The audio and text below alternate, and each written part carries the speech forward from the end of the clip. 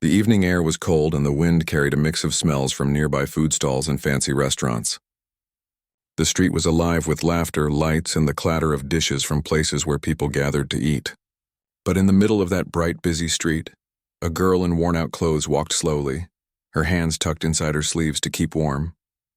Her shoes were old, her steps uncertain, and her stomach had been empty for too long. She passed by a bakery, its windows glowing golden from the light inside. The smell of freshly baked bread made her stop for a moment. Her eyes followed the trays as they were placed behind the counter, but she knew she didn't have a single coin to offer. She moved on quietly, her head slightly bowed, trying not to draw attention to herself. A few blocks ahead stood a large restaurant. It was the kind of place where cars lined up outside and people wore expensive coats and smiles that came easily. Through the wide glass windows, she could see a grand piano near the corner, its surface shining under the warm light. She stood there for a while just watching.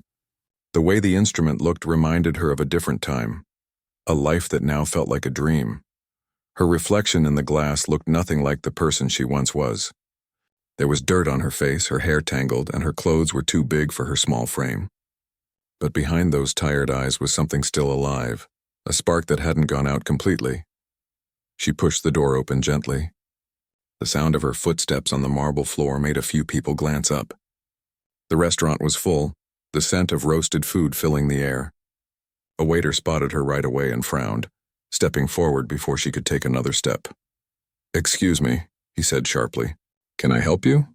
She spoke softly, her voice thin but polite. "I'm sorry to bother you. I haven't eaten all day. Could I please have something small?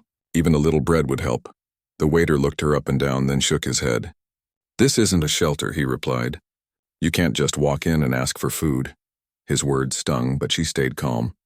"I understand," she whispered. "I didn't mean to cause trouble." Some nearby customers were watching, whispering among themselves. A few looked annoyed, others amused. Nobody offered to help. She lowered her gaze and took a small step back toward the door, ready to leave quietly.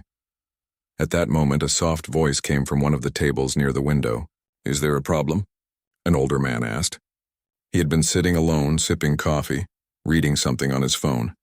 His eyes were gentle, curious rather than judgmental. "No problem, sir," the waiter replied quickly. "Just someone who walked in by mistake." The girl turned slightly, embarrassed. "I'm sorry," she said again, almost in a whisper. But the old man wasn't satisfied. He looked at her for a long second, then at the waiter. "She doesn't look like a mistake to me," he said quietly. Then he turned back to her and asked, "Are you hungry?" She hesitated. It felt strange to admit it out loud. "Yes," she said softly. "But it's okay. I'll find something." The old man gave a small smile as if her words reminded him of something. "Why don't you sit down for a moment?" he said kindly. "You look tired." The waiter's eyes widened. "Sir, I'm not sure." "It's fine," the old man said gently but firmly. "She's with me." The waiter nodded reluctantly and walked away, though his expression showed he wasn't happy about it. The girl sat down carefully, trying not to make anyone uncomfortable. The chair felt soft, almost too nice for her. She kept her hands in her lap, unsure what to do next. The old man watched her for a moment, then asked, "You've had a hard time lately, haven't you?" She gave a small nod. "I lost my job. And my place. It's been hard to start again." He didn't press for details, sensing she didn't want to explain everything. "You said you haven't eaten all day. Let me get you something." Before she could protest, he waved to the waiter and ordered soup and bread. The waiter gave him a doubtful look but didn't argue this time. While they waited, the girl's eyes wandered around the room.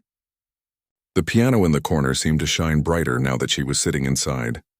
Her gaze stayed fixed on it longer than she realized. "You like the piano?" the old man asked suddenly, following her eyes. She blinked, startled. "Yes, I used to play," she said quietly, almost ashamed of the words. "You played?" he repeated with interest. "Where?" She hesitated, unsure if he would believe her. "At a school?" "A long time ago," she said. "Before things changed." The old man smiled faintly. "I see. Music has a way of staying with us, doesn't it? Even when everything else is gone." She nodded slowly. "It's like it remembers you, even when you forget yourself." The waiter returned with the soup and bread, placing it on the table. The aroma made her stomach twist in hunger. She whispered a small thank you and began to eat carefully, savoring each spoonful as if it were something precious. The old man didn't speak, just watched quietly, his expression thoughtful. Around them, other guests carried on with their meals, though a few still glanced at her from time to time. But she didn't notice anymore. The warmth of the soup, the comfort of being treated like a person again, even just for a few minutes, made her feel something she hadn't felt in a long time. Peace. When she finished, she looked down at her hands and murmured, "Thank you for this. I don't know how to repay you." He smiled softly. "You don't need to repay kindness.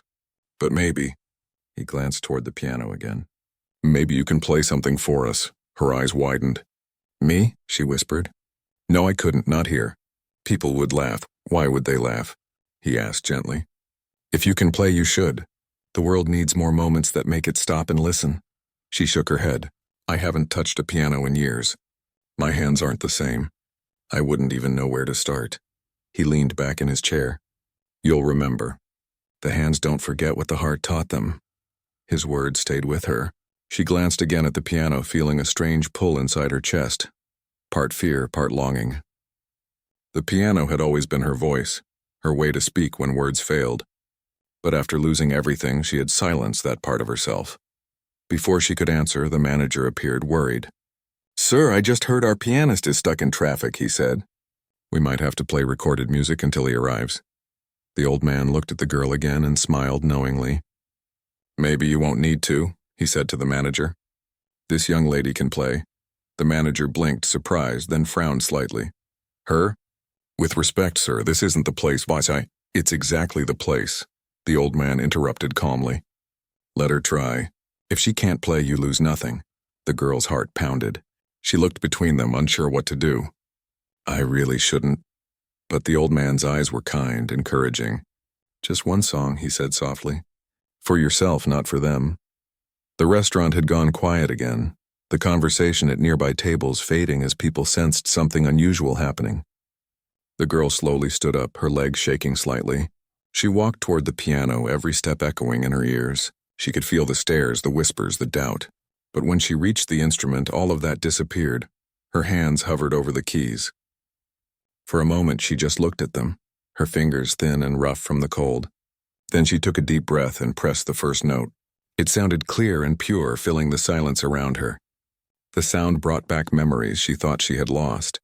Her mother's smile, her teacher's voice, the feeling of belonging. The next notes came easier. Her fingers began to move on their own, finding the melody that had been sleeping inside her all this time. The room faded away, and it was just her and the music, a story told without words, a cry turned into beauty. The old man watched with a quiet smile as heads began to turn. The laughter and talking stopped completely. Even the waiters stood still, listening. The sound of her playing filled the restaurant with something unexplainable, something real. And in that moment, the hungry, forgotten girl wasn't invisible anymore. She was exactly who she was meant to be, a musician whose music could touch the heart of anyone willing to listen.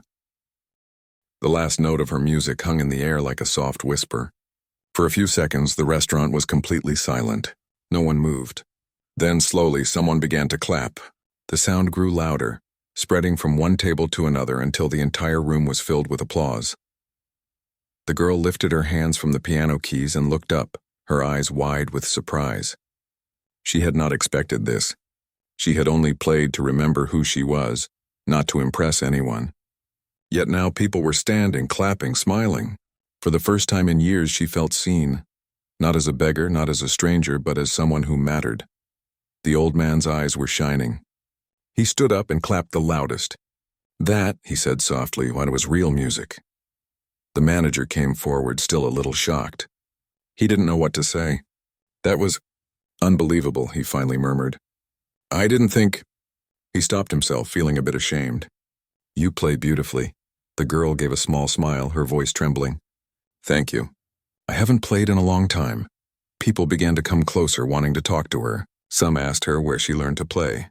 Others offered compliments that felt too generous. She didn't know how to handle all the attention. Her hands were still shaking, not from fear this time, but from the flood of emotion she had kept buried for so long. A woman at a nearby table leaned over and said softly, "You have a gift. Don't ever forget that." The girl nodded shyly, but inside she was overwhelmed. Her heart was racing. She wanted to hold on to this moment, to freeze it in time before it disappeared like a dream. The old man walked over to her and said quietly, "You said you hadn't eaten all day. You should eat properly now." She laughed nervously. "I already had soup." "That's enough." "Not enough," he said gently. "Stay, let them bring you dinner. It's been too long since you were treated with kindness." She hesitated but finally agreed. She sat again and the waiter brought food, this time without the coldness he had shown before. He even smiled, though awkwardly. It seemed everyone in the restaurant was trying to make up for how they had treated her earlier. As she ate, people still watched her, whispering, smiling. But this time she didn't feel judged. She felt something new, respected. When she finished, the old man asked, "If you don't mind me asking, how did you learn to play like that?" The girl looked down for a moment before answering. "I used to go to a music school. My mother worked hard so I could learn. She used to say music was like breathing for me." He nodded thoughtfully. "And what happened?" Her voice softened. "She got sick. We couldn't pay for treatment. I left school to take care of her. When she passed away, I had nothing left. I tried to work, but things just kept falling apart." The old man didn't interrupt. He just listened, the way someone listens when they truly care. She continued, "I sold everything, even my keyboard. I thought maybe life didn't want me to play anymore." Her eyes filled with tears. "But when I saw the piano tonight, it felt like it was calling me back." He smiled kindly. "Sometimes life hides what we love until we're ready to find it again." She gave a small nod, wiping her eyes. "I don't even know why you helped me. Everyone else wanted me gone." He leaned back in his chair, thoughtful. "Maybe because I've been where you are," he said quietly. "Not homeless, but lost. Sometimes all we need is one person to believe in us again." She looked at him surprised. "You?" he chuckled. "I was a musician once. A producer, actually. I worked with many talented people. But somewhere along the way, I forgot why I loved music. It became business, not passion. Hearing you play reminded me of what it used to mean. The feeling, the truth behind every note." Her eyes widened slightly. "You used to work in music?" He nodded. "Yes, a long time ago. But you have something rare. You don't just play notes. You tell a story. That's what real music is." She lowered her eyes, unsure how to respond. Compliments had always made her uncomfortable, but there was something sincere in his tone that made her believe him. He leaned forward. "Would you come back tomorrow?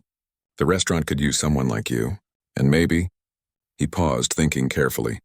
"Maybe I can help you find a place to play again." Her heart skipped a beat. "You mean perform?" He smiled. "Why not? You already did tonight and you saw what happened." She hesitated. "But I have nothing to wear, nowhere to stay. I can't just show up like this," he nodded. "One thing at a time. You've already taken the first step. You played again. Let's not worry about the rest tonight." The warmth in his voice made her feel safe, something she hadn't felt in a very long time. The manager, still in awe, approached their table again. "Sir," he said to the old man, "I've never seen this place so quiet before." That was magical. "If she wants, she can come play tomorrow evening. People would love it." The girl looked between them, her hands trembling again. "I don't know if I can—" "You can," the old man said softly. "Believe me." She nodded slowly, still unsure but touched by the trust they were showing her. When she finally left the restaurant that night, the streets were almost empty. The air was colder, but she didn't feel it. The memory of the piano's sound still lingered in her mind like a heartbeat. She walked past dark windows and closed shops, her steps light for the first time in months. She found a quiet spot under a small awning to rest. As she sat down, she thought about everything that had happened. A few hours ago, she was just another face people looked away from. Now she had played again, really played, and people had listened. The memory of their applause echoed softly in her head. It wasn't pride she felt, but something gentler. Hope. She closed her eyes and whispered, "Thank you," though she didn't know if she was saying it to the old man, to the piano, or to life itself for giving her one more chance to feel human. The next morning came with sunlight and noise. She woke up slowly, stretching her cold limbs, and smiled a little as she remembered the night before. Maybe she would go back. Maybe the old man had meant what he said. She made her way toward the park nearby where a small public piano stood near the fountain. It was chipped and weathered, but still played. She brushed the dust from the keys and began to play softly. The melody was quiet, fragile, like her. People walking by slowed down to listen. Some dropped coins in the open case, others just smiled. Each note reminded her that she wasn't invisible. She had something the world could still hear. Later that afternoon, as she prepared to leave, she turned and saw the old man standing not far away, his hands in his coat pockets, smiling gently. "I had a feeling I'd find you here," he said. She smiled shyly. "You came." "I said I would," he replied. "Come on. Let's get you ready for tonight." "Tonight?" she asked, surprised. He nodded. "The restaurant's expecting you." "Don't worry, I'll take care of the rest." For a moment, she didn't know what to say. It felt like life was offering her something she had long stopped believing in. A second chance. As they walked together down the street, she looked up at the evening sky. The sun was setting, painting the clouds gold and pink. The world looked softer, kinder, almost like it was welcoming her back. She still didn't know where this road would lead, but for the first time in years, she didn't feel lost.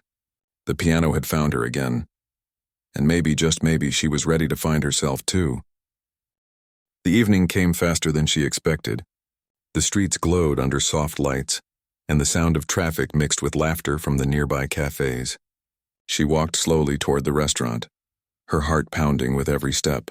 The same place that had turned her away just a day before now waited for her return, not as a beggar, but as someone invited. Her clothes were still simple, the same ones she had worn before, but she had washed them carefully in the park's restroom that morning. Her hair was brushed, tied neatly behind her head. She didn't have makeup or jewelry, but there was something new about her, a quiet confidence that came from being given a chance. When she reached the restaurant door, she hesitated. Through the glass, she could see people sitting at tables, talking, laughing, waiting for their meals. The same waiter from yesterday was at the counter. She almost turned around, afraid they might have changed their mind. But then the old man appeared from inside, spotted her, and smiled warmly. He walked over and opened the door himself. "I was beginning to think you wouldn't come," he said kindly. "I almost didn't," she admitted. "I wasn't sure I belonged here." He shook his head. "You belong anywhere your music can be heard." His words made her smile. He led her inside, and the waiter gave her a small nod, a different kind of look than before. Respectful, not judging. The piano stood in its usual place by the window, polished and shining. A small lamp above it gave off a golden glow, as if it had been waiting just for her. She ran her fingers along the top gently, almost like greeting an old friend. The old man spoke softly beside her. "You don't have to prove anything. Just play what's in your heart." "That's enough." She nodded, though her hands were trembling slightly. People had started to notice her. A few remembered her from the night before. Whispers spread through the room. "That's the girl who played yesterday." Some were curious, others doubtful. The manager dimmed the lights slightly and announced, "Ladies and gentlemen, we have a special guest tonight. She played for us yesterday and her music moved everyone here. Please welcome her again." The restaurant grew quiet. She took a deep breath and sat down. Her fingers hovered over the keys for a moment. Then she began to play. The first few notes were slow and gentle, like a conversation between her and the piano. It was a melody she had made up years ago, one she used to play when her mother would sit by the window, humming softly. The memory brought a lump to her throat, but she didn't stop. Her music carried emotion, sorrow, longing, and the faint light of hope. The room fell completely silent. The sound filled every corner, wrapping around the people like warmth on a cold night. Even the waiters stopped moving for a while, just listening. As she played, her fear faded away. She forgot about her torn shoes, her past, her hunger. All she knew was the music. Each note spoke for her, every loss, every dream, every moment of pain that had shaped her life. Halfway through the song, she shifted into a stronger rhythm. The melody grew deeper, bolder. The audience leaned forward, drawn into her story without realizing it. Her hands moved with grace, not trained precision, but with something far more powerful: feeling. The old man stood quietly near the back, his eyes never leaving her. He could tell this was more than just a performance. It was healing, a way for her to find herself again. When the final note faded, there was silence for a long moment. Then the applause came, louder than before, filling the entire room. Some stood up, clapping and cheering. The girl looked around in disbelief, her eyes wet with tears. She had played her heart out, and now strangers were clapping for her. Not out of pity and out of genuine admiration. The manager came forward, smiling broadly. "That was incredible," he said. "You've given this place something it's never had before, real emotion." The old man approached too. "See, I told you they would listen," she smiled shyly. "I can't believe this is happening." "Believe it," he said. "You did this. No one gave it to you." After the applause died down, several people came to talk to her. A young couple asked if she gave lessons. A man in a suit offered his card, saying he organized local music events. She accepted each gesture carefully, her heart still racing. When the crowd began to thin, she sat back at the piano, lightly touching the keys again. "I used to dream about playing for people," she said softly to the old man. "But I thought that dream had disappeared." He smiled. "Dreams don't disappear. They just wait for the right moment to return." She looked at him with quiet gratitude. "You changed everything for me. If you hadn't spoken up yesterday, I would have walked away." He shook his head. "No, you changed it. I just opened a door. You were the one brave enough to walk through it." They talked for a while longer, and the restaurant staff brought her another meal, on the house this time. The waiter who had turned her away before came over awkwardly and said, "I'm sorry for how I treated you yesterday. I was wrong." She gave him a small, forgiving smile. "It's okay. You couldn't have known." He nodded, visibly relieved. "You really play beautifully. I didn't expect that." "Neither did I," she said quietly. The old man watched her eat, thinking deeply. When she was done, he said, "You have something rare, something that deserves to be heard beyond these walls. If you're willing, I can help you record your music." Her eyes widened. "Record it? Like, make an album?" "Something like that," he said. "I still have contacts. I'm not promising fame, but I can help you share your gift with people who will truly appreciate it." She stared at him for a long moment, unable to find words. "Why are you helping me?" He smiled gently. "Because someone once helped me, and I never forgot how it felt." She looked down, holding back tears. "Thank you." "I don't even know your name," he chuckled softly. "It doesn't matter right now. What matters is that you keep going." It was late when she finally left the restaurant. The city lights reflected off the pavement as she walked, and for once she didn't feel invisible. The night air was cool, but it carried a softness she hadn't noticed before. She stopped near the same bakery she had passed the previous day. Through the window she saw families eating, laughing. Instead of sadness, she felt hope. Maybe one day she'd be sitting in a place like that, not as a customer, not as a beggar, but as someone who had made it through. She reached the park where she had been sleeping and sat on the bench staring up at the stars. Her mind replayed every moment. The old man's kindness, the audience's applause, the feeling of the piano beneath her hands. For so long, life had been about surviving. Now for the first time she felt like she was living again. The next morning she woke up to sunlight and the sound of birds. Her first thought was about music. Not food, not fear, just music. She went back to the public piano by the fountain and began to play softly. The sound carried through the air, mixing with the morning breeze. People passing by stopped again, smiling, listening. Some recognized her from the viral videos that were already spreading online, clips recorded by people at the restaurant. She didn't know about the videos yet. She only knew that somehow life had given her another chance, and she was not going to waste it. Later that day, as she played, a small girl stopped beside her mother and whispered, "She's the lady from the restaurant. She plays so pretty." The girl waved shyly. The homeless pianist smiled and waved back, her heart full. It wasn't fame she wanted. It was connection, to make people feel something. And in that moment, surrounded by strangers who had once walked past her without seeing her, she realized something beautiful. She had found her place again, and it was wherever there was a piano waiting to be played. Morning sunlight poured through the thin clouds, spreading a golden hue across the streets. The city was just waking up, but something was different that day. People walking by the cafe near the main square kept looking at their phones, whispering, pointing toward the park. The homeless girl who had played the piano the night before had become the talk of the town. Someone had recorded her performance at the restaurant, and posted it online with the title, "Homeless Girl Plays Piano and Moves an Entire Restaurant to Tears." Within hours, it had been shared thousands of times. People all over the city, even beyond it, were watching the video, amazed by the way she played, and even more by the calm, humble expression on her face while she performed. She didn't know any of this yet. She was sitting by the same fountain in the park, playing softly on the old public piano. The sound floated gently in the morning air. She was lost in her music, unaware that several people had already gathered to listen, some holding phones to record her again. When she finally stopped to rest her hands, a small crowd clapped. She looked up, startled. "You're the girl from the video," someone shouted. She blinked, confused. "What video?" Another person smiled and held up their phone. "The one from the restaurant. Everyone's talking about you. You're amazing." Her heart skipped a beat. She didn't know what to say.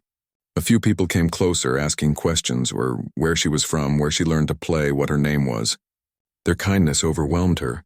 For so long, no one had wanted to know anything about her. Now all of a sudden, people cared. She stood up slowly and gave a small smile. "I just love playing," she said softly. "That's all."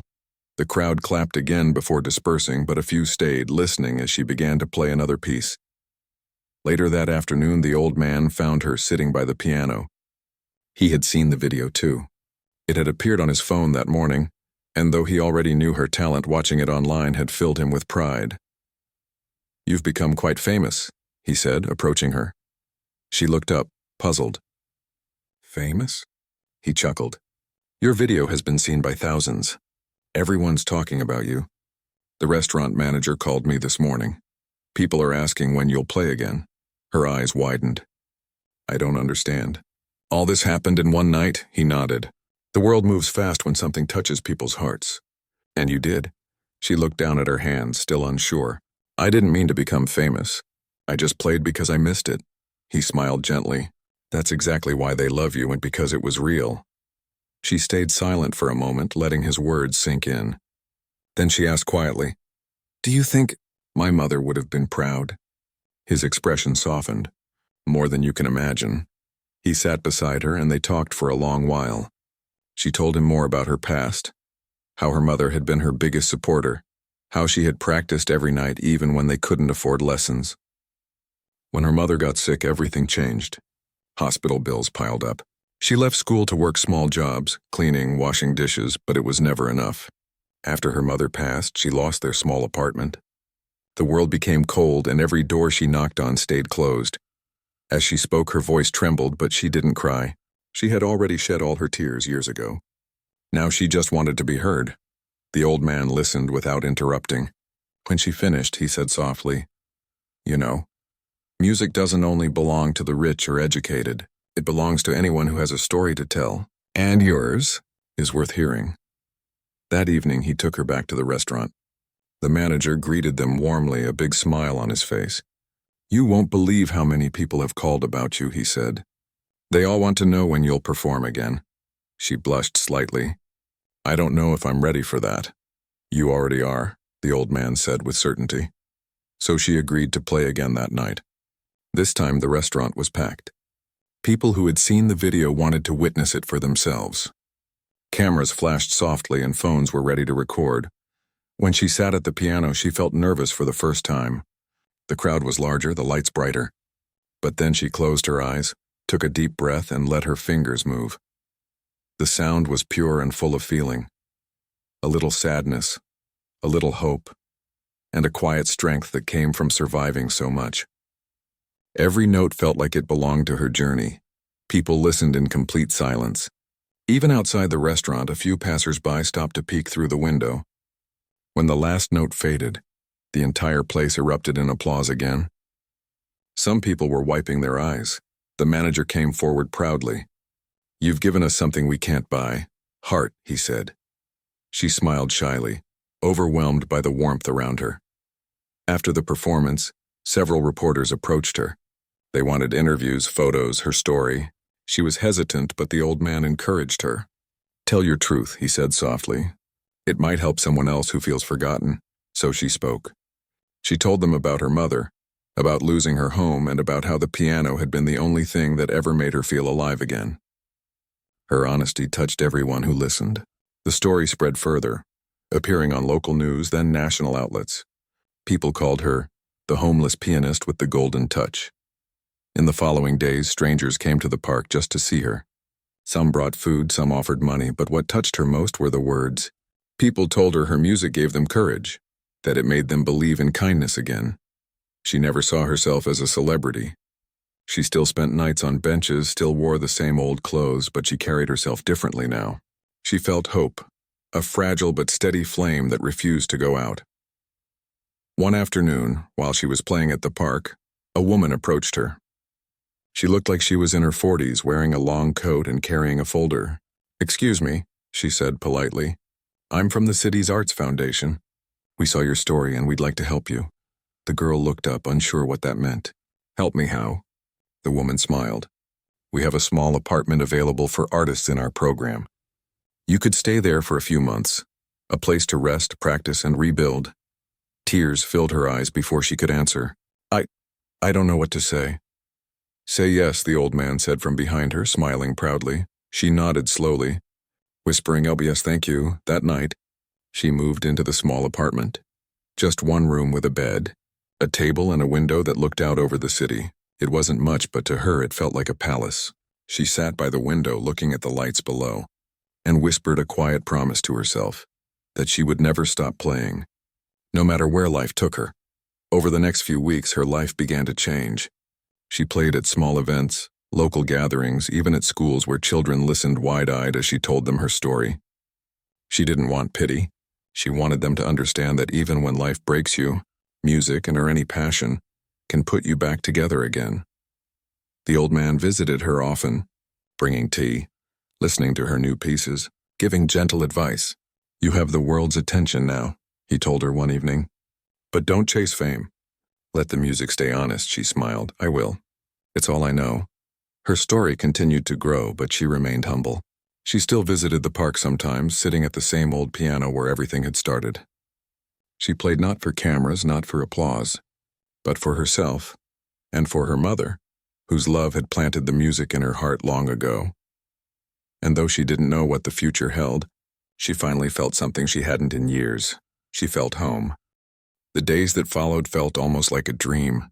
For the first time in years, she woke up with sunlight falling on clean sheets, not the cold air of the street. She had a small kitchen where she could boil tea, a bathroom where she could wash without fear of being told to leave, and most importantly, a piano placed in the corner of the room.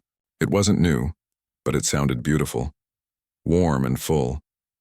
Each morning she would sit by the piano and play as the city stirred awake outside her window. It became her ritual. Sometimes she played softly, sometimes with power, but always with feeling. People started reaching out to her, music teachers, event organizers, and even a few schools. They wanted her to perform, to inspire others.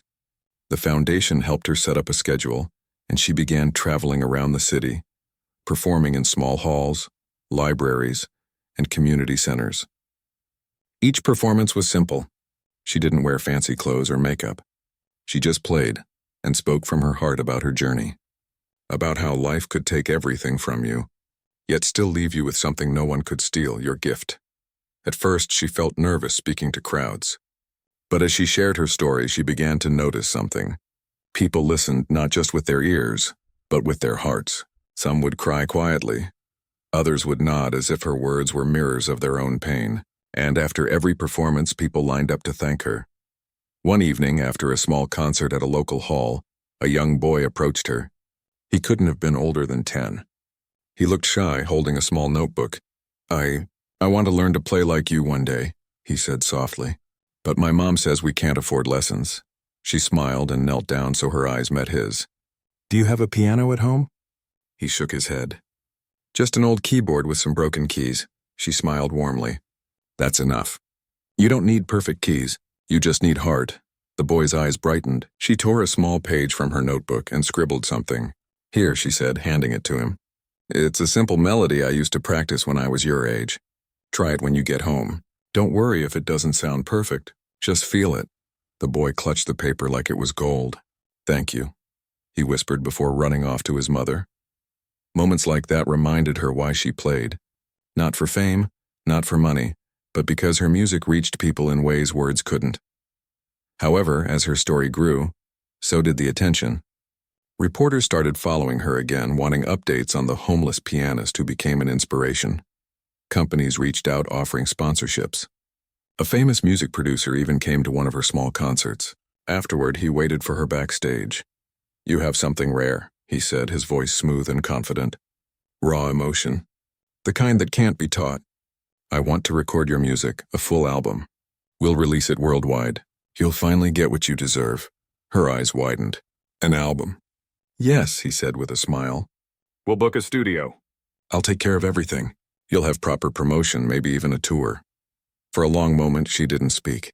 It sounded like a dream, a chance to finally share her music with the world. But something inside her hesitated. "Will I have to change my music?" she asked quietly. He laughed lightly. "Change? Not much. Just polish it up a little. Maybe add some modern beats, something that sells better. Make it sound more professional." She looked down, running her fingers over the edge of the piano nearby. "I see," she said softly. He noticed her hesitation. "Listen," he continued. "If you want to reach more people, this is how it's done. Think about it. You'll never have to worry about sleeping outside again." Those words echoed in her mind long after he left. She did think about it, all night in fact. She sat by her window watching the lights of the city below, and wondered if taking that step would mean losing what made her music real. The next morning, she told the old man about the offer.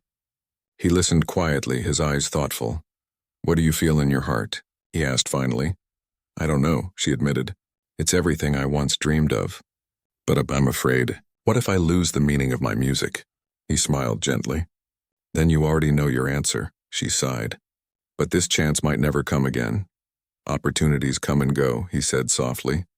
"But truth, your truth, only stays if you protect it. Don't play for money or fame. Play because it heals you, and it heals others. That's what made you special in the first place." His words settled deep inside her.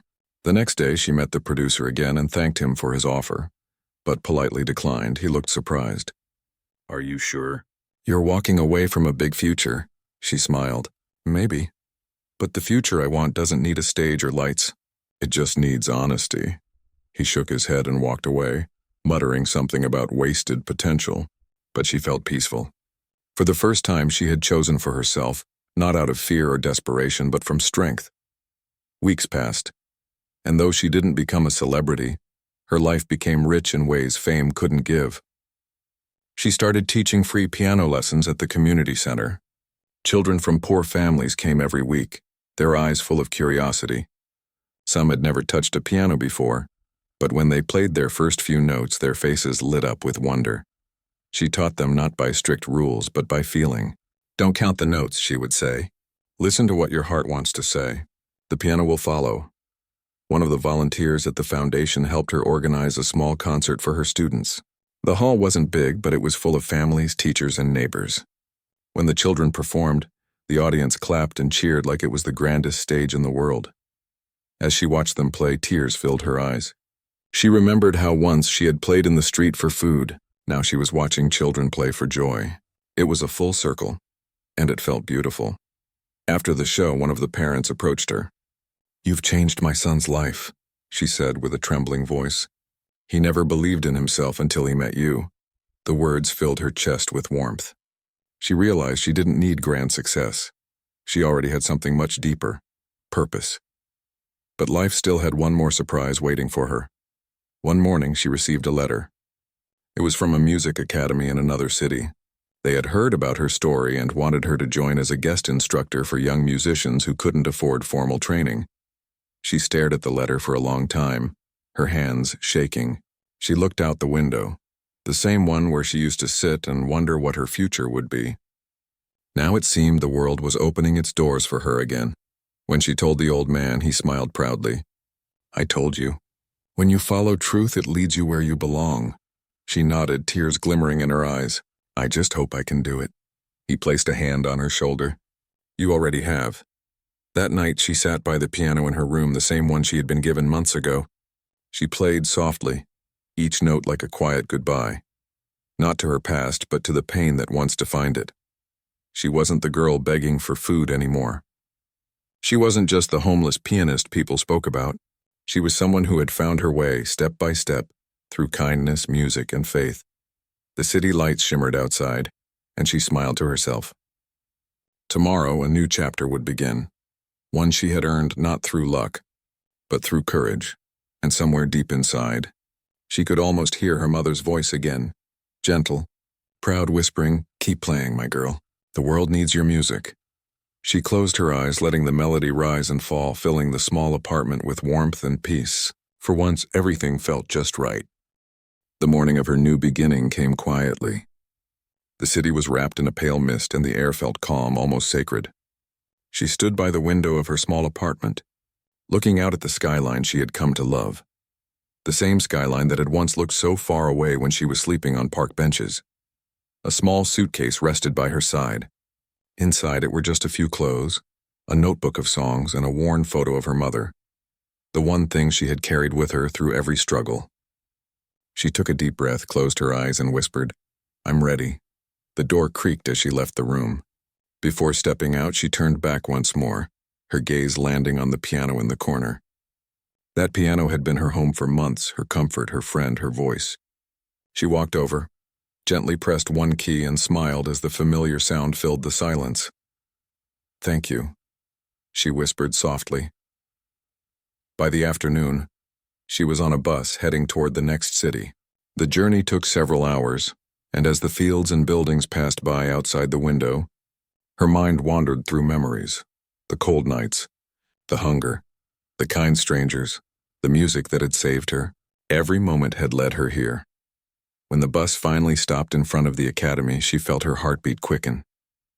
The building stood tall and graceful, with wide steps and glass doors that shimmered in the light. A sign near the entrance read, "City Academy of Music, free program for young artists." She hesitated before stepping inside. For so long, she had been the one sitting outside doors, waiting, hoping someone would open them. Now she was being welcomed in. A woman at the front desk smiled warmly. "You must be the pianist," she said. "We've been expecting you. The students can't wait to meet you." Her hands trembled slightly. "I hope I can live up to their expectations," she replied softly. "You already have," the woman said. They led her to a small classroom where an upright piano stood near a large window. Around a dozen young faces looked up as she entered, some shy, some curious, all eager. Most of them came from difficult lives just like hers. The academy gave them food, lessons, and hope, things she once thought she'd never have again. For a moment, she didn't know what to say. Then she walked to the piano and smiled. "Before I play," she said gently, "I want to tell you something. When I was your age, I didn't have a room like this. I didn't have lessons or even a proper piano. But I had music, and that was enough." The students listened quietly, their eyes wide. "You don't have to be rich or perfect to play. You just need to believe that your feelings matter. When you touch the piano, don't try to impress anyone. Just tell your story through sound. That's what I learned." Then she began to play. The melody was soft at first, almost fragile, like a whisper. But it grew slowly, fuller, warmer, the kind of music that made people forget where they were. Every note carried her past, her pain, her loss, her hope, her gratitude. When she finished, there was silence for a few seconds. Then the students clapped, their faces glowing. "That's how you play from the heart," she said softly. From that day on, her life became beautifully simple but meaningful. Every morning she arrived early, unlocking the piano room and warming up her fingers. She taught for hours, helping her students learn not just technique but emotion, how to make the piano speak. One girl in her class reminded her of herself. She was quiet, often sitting alone, sketching notes in her book. One afternoon after everyone had left, she stayed behind. "Do you want to play?" the woman asked kindly. The girl hesitated, then nodded. She sat at the piano and played a short tune. Hesitant at first, then steady, her fingers trembling but determined. When she finished, she looked up nervously. "It's not good," she murmured. "It's beautiful," the woman said softly. "Because it's yours." The girl smiled faintly, and for the first time her eyes lit up. Moments like that filled her days. She felt alive, needed, and useful. The city that once turned its back on her now embraced her in quiet ways. People who recognized her story often visited, not to praise but to listen and feel inspired. Months passed. Seasons changed. Her students improved quickly, their confidence growing with each performance. One evening, the academy held a concert to celebrate the end of the term. It was the students' night, and she stood backstage watching them perform with pride that filled her heart to the brim. As the final student played, the head of the academy took the microphone. "Tonight," he said, "we celebrate not only the music but the teacher who made it possible. Someone who turned her own pain into hope for others. Please, a round of applause for our guest instructor." The audience stood up, clapping loudly. She stepped forward slowly, her eyes shining with surprise and gratitude. The students gathered around her, smiling. She looked out at the sea of faces, parents, teachers, strangers, and spoke from her heart. "I used to play music just to survive," she began softly. "Now I play to give others a reason to keep going. I'm no one special. I was just a girl who refused to give up when life turned dark. And I want everyone here to remember, your story, no matter how painful, can still become something beautiful." The hall filled with silence again, not from emptiness, but from emotion. People felt her words deep in their hearts. That night, after everyone left, she walked out into the quiet streets. The air was cool, the moon high above. She sat on a bench outside the academy, closed her eyes, and let the sound of the city surround her. Footsteps, laughter, a distant violin from a nearby cafe. She smiled. It was strange, but she felt at peace in a way she never had before.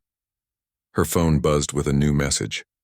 It was from a foundation representative, the same one who had given her the apartment months ago. "We're organizing a charity concert to help homeless youth," the message read. "Would you consider performing?" She stared at the screen for a long moment, her heart pounding. She typed back simply, "Yes, I'd be honored."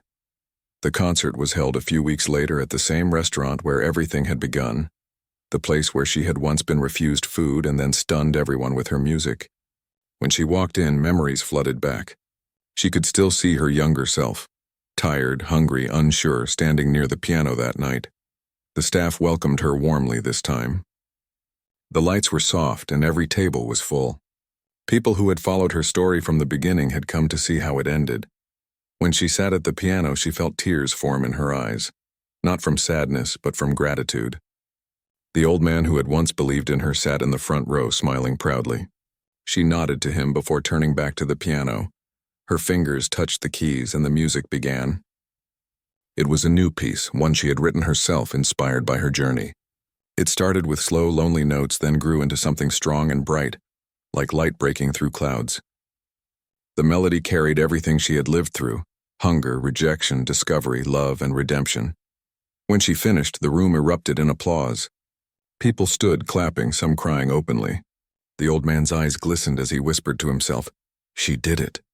She stood up, bowed slightly, and smiled at the crowd. "Thank you," she said softly. "You gave me back what I had lost, hope." After the concert, a young woman approached her. "I was homeless too," she said, her voice trembling. "Your story saved me. I started playing again because of you." Tears filled her eyes as she hugged her tightly. "Keep playing," she whispered. "Never stop." That night, as she left the restaurant, the city lights shimmered like stars. She walked to the park where she had once played the old piano. It was still there, worn, chipped, but standing strong. She sat down and began to play one last tune, simple and full of peace. Passers-by stopped, listening quietly. Some recognized her, some didn't, but none of that mattered. She wasn't playing for fame or applause anymore. She was playing for life itself, for the sound that had carried her through hunger, loneliness, and doubt all the way to this moment. When the final note faded, she looked up at the night sky and smiled through her tears. She had no mansion, no luxury, no riches, but she had music, and through it, she had touched more hearts than she ever thought possible, and that, she knew, was enough.